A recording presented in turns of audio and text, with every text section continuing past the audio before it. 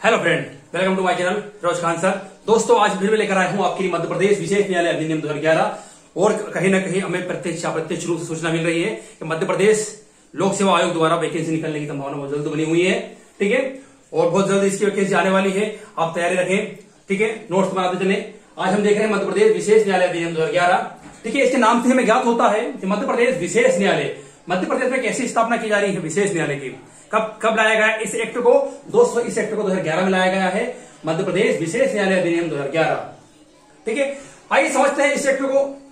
हम बहुत ही सरल भाषा में इसको समझने की कोशिश करते हैं। ठीक है, आप नोट्स बनाते चलिएगा।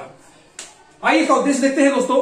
अपराधों के कतिपय वर्ग, अपराधों के कतिपय वर्ग, कैसे अपराध कतिपय कुछ वर्ग, कुछ अपराधों के वर्ग के त्वरित विचारण, त्वरित विचारण मतलब शीघ्र ही उससे निपटाने के लिए, शीघ्र ही, और उनमें अंतविलित और उनमें शामिल संपत्तियों का अधिहरण। कतिपय जो वर्ग हैं, उस वर्ग में जो संपत्ति भी शामिल है उसका अधिहरण करने के लिए, जब्त करने के लिए, इस एक्ट को करने के लिए विशेष न्यायालय की गठन का।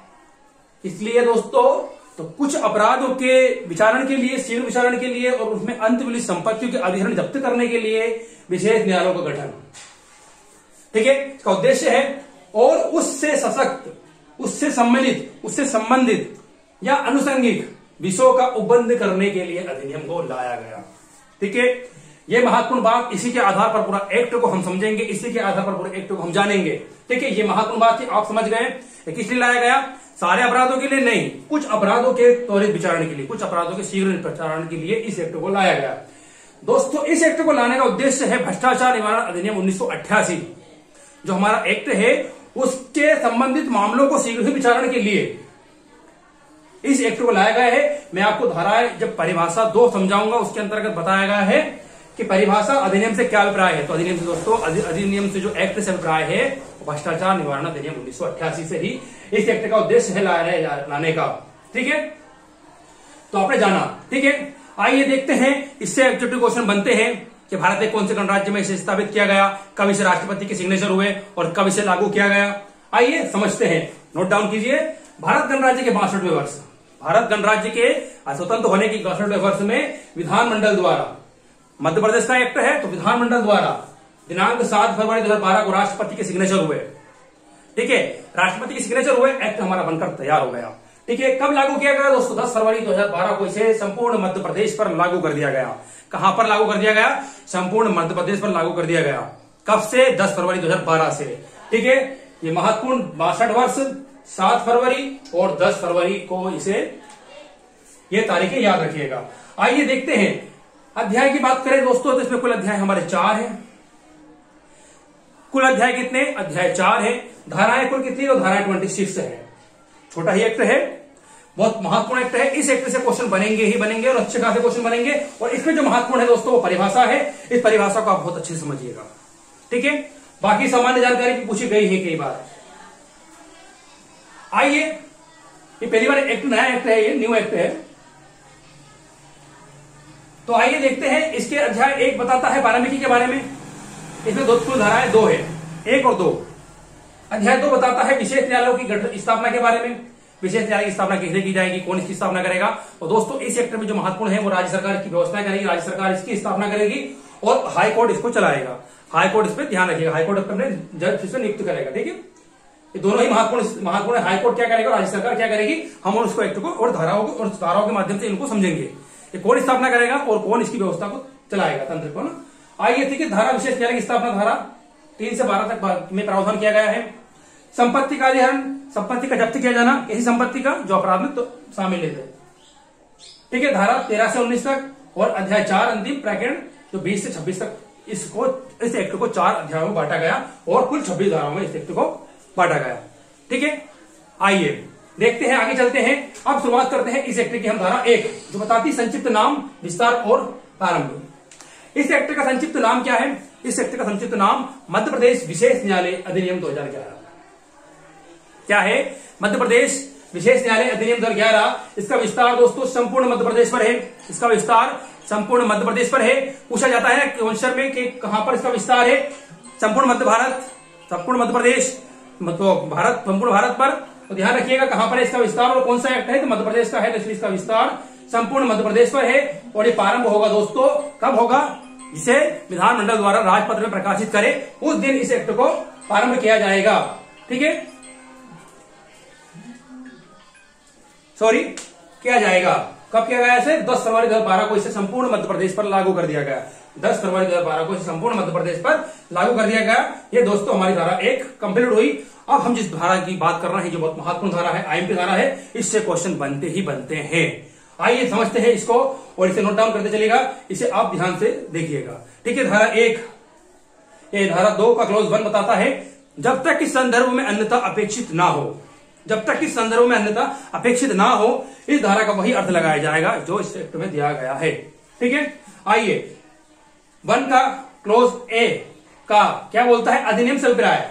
अधिनियम से आशय क्या है? तो अधिनियम से आशय दोस्तों भ्रष्टाचार निवारण अधिनियम 1988 है। 1988 का अधिनियम संख्या 49, भ्रष्टाचार से आशय। ठीक है, अधिनियम से आशय क्या है? भ्रष्टाचार निवारण अधिनियम 1988। ठीक है, क्लोज 1 में क्या बताया गया है? ए में, का में अधिनियम से अभिप्राय भ्रष्टाचार निवारण अधिनियम 1988। बी, खा, प्राधिकृत अधिकारी से आशय।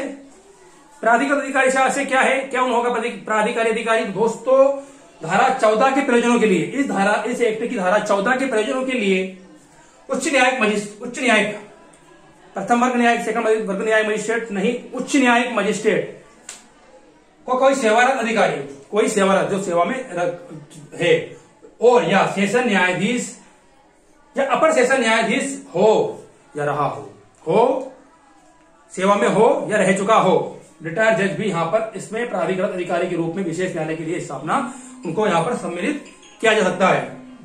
ठीक है, तो हमने देखा धारा 1 में क्या बताया और क्लोज ए में क्या बताया? अधिनियम से अभिप्राय भ्रष्टाचार। बी में खा में क्या है? प्राधिकृत अधिकारी से क्या अभिप्राय? धारा 14 के प्रयोजनों के लिए उच्च न्यायिक या सेशन न्यायाधीश, अपर सेशन न्यायाधीश रह चुका हो। ठीक है, याद रखिएगा 1 और 2। आइए धारा गा सी देखते हैं, क्लोज 2 की संहिता से अभिप्राय क्या है? तो संहिता ये कोर्ट से अभिप्राय दोस्तों सीआरपीसी दंड प्रक्रिया संहिता 1974 का अधिनियम संख्या 2 से आशय है। संहिता किसके अंतर्गत? संहिता से क्या अभिप्राय है? संहिता से क्या आशय है? और संहिता से आशय सीआरपीसी 1973 है।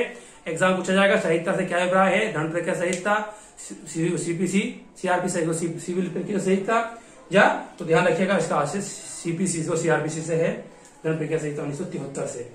आइए धारा वो क्लोज डी या घा देखते हैं। अपराध की घोषणा परिभाषा में किस में की गई है? अपराध की घोषणा तो 2 डी में, 2 घ में क्या की गई है? अपराध की घोषणा। धारा 5 के दिन जो अपराध की घोषणा अध्याय धारा 5 में की गई है इस एक्ट की, उससे अभिप्राय है। ठीक है, और परिभाषा में 2 डी, ये याद रखिएगा।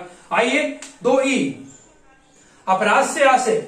अपराध के बारे में कहां पर उल्लेख किया गया है परिभाषा में? 2 ई में क्या बताया गया है? अपराध से अभिप्राय अधिनियम की धारा 13। इस अधिनियम की धारा 13 एक को स्वतंत्र रूप से या अधिनियम के अधीन अन्य उपबंध और आईपीसी 1860 अधिनियम संख्या 45 के उपबंध यहां पर लागू होंगे। अपराध से संबंधित आईपीसी की सेक्शन से और इस धारा की 13(1)(a) धारा से यहां पर अपराध से लिए गए। अपराध की परिभाषा कहां पर दी गई है? 2 ई में। ठीक है, आइए 2(4)(2)(f) क्या बताता है? विशेष न्यायालय। विशेष न्यायालय की परिभाषा कहां पर दी गई है? तो 2(f) 2(4) में, और विशेष न्यायालय धारा 3 के अधीन गठन किया गया विशेष न्यायालय यहां पर अभिप्राय है। आइए धारा 2 को क्लोज 2 क्या बताता है? जो बताता है कि इस एक्ट में जो परिभाषाएं दी गई हैं और जो परिभाषा नहीं दी गई है, जो परिभाषा परिभाषित नहीं किए गए हैं किंतु संहिता या अधिनियम, संहिता सीआरपीसी अधिनियम भ्रष्टाचार निवारण अधिनियम 1988 में परिभाषित किए गए हो, वही अर्थ होंगे। क्या अर्थ होंगे? वही अर्थ होंगे। ये या तो भ्रष्टाचार और सीआरपीसी के ही अर्थ होंगे। 2 में बता दिया गया स्पष्ट रूप से। ठीक है, कहां पर बता दिया गया है? धारा 2 की क्लोज 2 में वही अर्थ होंगे। संहिता या अधिनियम में क्रमशः उनके लिए दिए गए हैं। संहिता या अधिनियम में क्रमशः उनके लिए दिए गए हैं। ठीक है दोस्तों,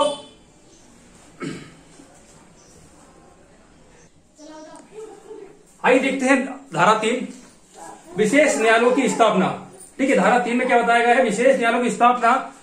अब सुनिए इसको क्लोज 1, अपराध के त्वरित विचारण के प्रयोजनों के लिए, अपराध के त्वरित विचारणों के प्रयोजनों के लिए राज्य सरकार, कौन?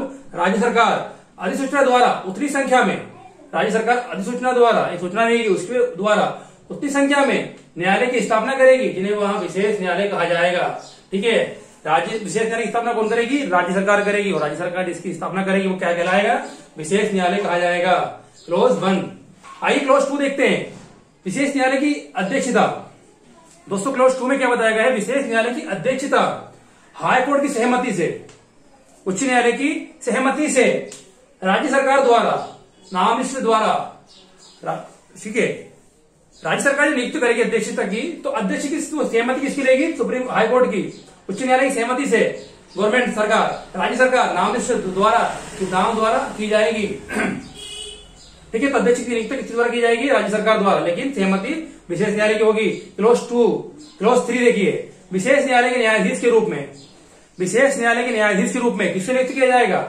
तो के रूप में नामनिश्चित किए जाने के लिए अहित नहीं होगा। कौन व्यक्ति नियुक्त किया जाएगा? परिभाषा में हमने देखा था, वह व्यक्ति जो वहां न्यायिक सेवा का सदस्य रह चुका हो या रहा हो, या वहां सत्र न्यायाधीश जैसा अपर सत्र न्यायाधीश रहा हो या रह चुका हो, ऐसा ही व्यक्ति को न्यायाधीश बनाया जाएगा।